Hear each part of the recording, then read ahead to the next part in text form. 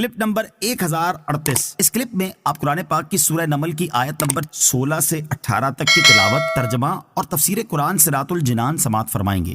بسم اللہ الرحمن الرحیم۔ ترجمہ، اللہ کے نام سے شروع جو نہایت مہربان رحمت والا ہے۔ وَوَرِثَ سُلَيْمَانُ دَاوُودَ وَقَالَ يَا أَيُّهَا النَّاسُ عُلِّمْنَا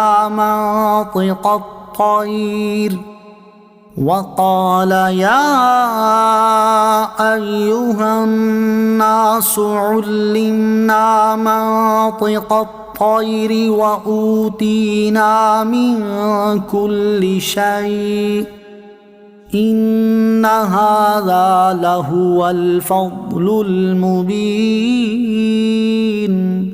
ترجمہ، اور سلیمان داؤد کے جانشین بنے اور فرمایا، اے لوگو، ہمیں پرندوں کی بولی سکھائی گئی ہے اور ہر چیز میں سے ہم کو عطا ہوا، بے شک یہی اللہ کا کھلا فضل ہے۔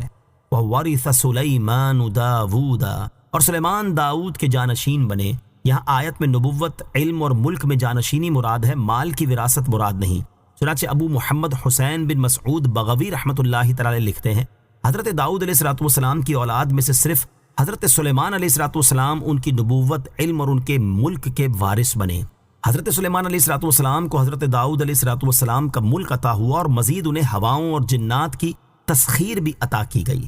حضرت علامہ اسماعیل حقی رحمۃ اللہ تعالی اس آیت کی تفسیر میں فرماتے ہیں کہ حضرت داؤد علیہ السلام کے وصال کے بعد علم، نبوت اور ملک صرف حضرت سلیمان کو عطا ہوئے، ان کی باقی اولاد کو نہ ملے۔ اسے یہاں مجازن میراث سے تعبیر کیا گیا، کیونکہ میراث در حقیقت مال میں ہوتی ہے، جبکہ انبیاء کرام علیہ السلام روحانی کمالات کا وارث بناتے ہیں، ان کے نزدیک مال کی کوئی حیثیت نہیں ہوتی۔ ابو عبداللہ محمد بن احمد قرطبی رحمۃ اللہ تعالی لکھتے ہیں، حضرت داؤد علیہ السلام کے 19 بیٹے تھے، ان میں سے صرف حضرت سلیمان علیہ السلام حضرت داؤد علیہ السلام کی نبوت اور ملک کے وارث ہوئے۔ اگر یہاں مال کی وراثت مراد ہوتی تو حضرت داؤد کے سب بیٹے اس میں برابر کے شریک ہوتے۔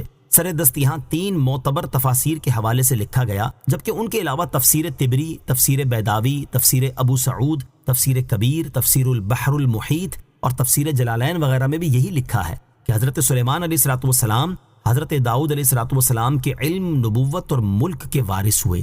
لہٰذا اس آیت کو اس بات کی دلیل نہیں بنایا جا سکتا کہ نبی علیہ السلام کی اولاد نبی علیہ السلام کے مال کی وارث بنتی ہے۔ اس کی مزید صراحت اس حدیث پاک میں بھی موجود ہے۔ چنانچہ حضرت ابو درداء رضی اللہ تعالی عنہ سے روایت ہے، نبی کریم صلی اللہ تعالی علیہ وسلم نے ارشاد فرمایا، انبیاء کرام علیہ السلام نے کسی کو دینار اور درہم کا وارث نہ بنایا، بلکہ انہوں نے صرف علم کا وارث بنایا، تو جس نے علم اختیار کیا اس نے پورا حصہ لیا۔ وقال، اور فرمایا، یعنی حضرت سلیمان علیہ السلام نے لوگوں سے فرمایا، اے لوگوں، ہمیں پرندوں کی بولی سکھائی گئی ہے اور دنیا و آخرت کی بکثرت نعمتیں ہمیں عطا کی گئی ہیں، بے شک یہی اللہ تعالیٰ کا کھلا فضل ہے۔ حضرت سلیمان علیہ السلام پر اللہ تعالیٰ کی نعمتیں۔ مروی ہے کہ حضرت سلیمان علیہ السلام کو اللہ تعالیٰ نے زمین کے مشرقوں اور مغربوں کی مملکت عطا فرمائی۔ 40 سال آپ علیہ السلام اس کے مالک رہے، پھر پوری دنیا کی مملکت عطا فرمائی۔ جن و انس، شیطان، پرندے، چوپائے، درندے، سب پر آپ علیہ السلام کی حکومت تھی، اور ہر ایک شے کی زبان آپ علیہ السلام کو عطا فرمائی، اور آپ کے زمانے میں عجیب و غریب صنعتیں ایجاد ہوئیں۔ وَحُشِرَ لِسُلَيْمَانَ جُنُودُهُ مِنَ الْجِنِّ وَالْإِنسِ وَالطَّيْرِ فَهُمْ يُوزَعُونَ۔ ترجمہ، اور سلیمان کے لیے جنوں اور انسانوں اور پرندوں سے اس کے لشکر جمع کر دیے گئے تو وہ روکے جاتے تھے۔ وَحُشِرَ لِسُلَيْمَانَ جُنُودُهُ، اور سلیمان کے لیے اس کے لشکر جمع کر دیے گئے۔ اس آیت کا ایک مفہوم یہ ہے کہ حضرت سلیمان علیہ السلام کے لیے مختلف مقامات سے جنوں، انسانوں اور پرندوں کے لشکروں کو جمع کر دیا گیا، اور اس لشکر کی تعداد اتنی زیادہ تھی کہ ان کا انتظام کرنے کے لیے اگلوں کو آگے بڑھنے سے روکا جاتا تاکہ سب جمع ہو جائیں، اس کے بعد انہیں چلایا جاتا تھا۔ دوسرا مفہوم یہ ہے کہ حضرت سلیمان علیہ السلام کے لیے جنوں اور انسانوں اور پرندوں سے اس کے لشکر جمع کر دیے گئے تو وہ پہلے ایک جگہ ترتیب سے روکے جاتے تھے، پھر انہیں کہیں روانہ کیا جاتا تھا۔ مروی ہے کہ حضرت سلیمان علیہ السلام کے لشکر کی جگہ 100 فرسخ یعنی 300 میل میں تھی۔ 25 فرسخ یعنی 75 میل جنوں کے لیے، 25 فرسخ انسانوں کے لیے، 25 فرسخ پرندوں کے لیے اور 25 فرسخ وحشی جانوروں کے لیے تھی۔ فی زمانہ کی چھاونیوں کا سسٹم دیکھ کر یہ بات کوئی بعید نہیں لگتی۔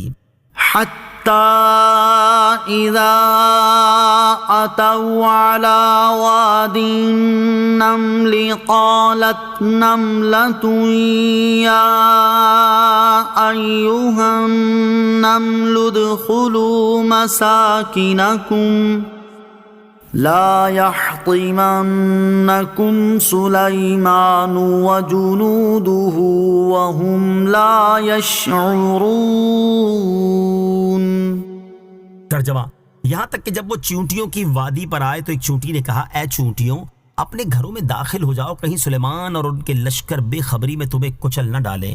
حتی اذا اتوا علی واد النمل، یہاں تک کہ جب وہ چیونٹیوں کی وادی پر آئے۔ اس آیت اور اس کے بعد والی آیت میں حضرت سلیمان علیہ السلام اور چیونٹی کا واقعہ بیان کیا جا رہا ہے۔ ایک مرتبہ حضرت سلیمان علیہ السلام اپنے لشکروں کے ساتھ طائف یا شام میں اس وادی پر سے گزرے جہاں چیونٹیاں بکثرت تھیں۔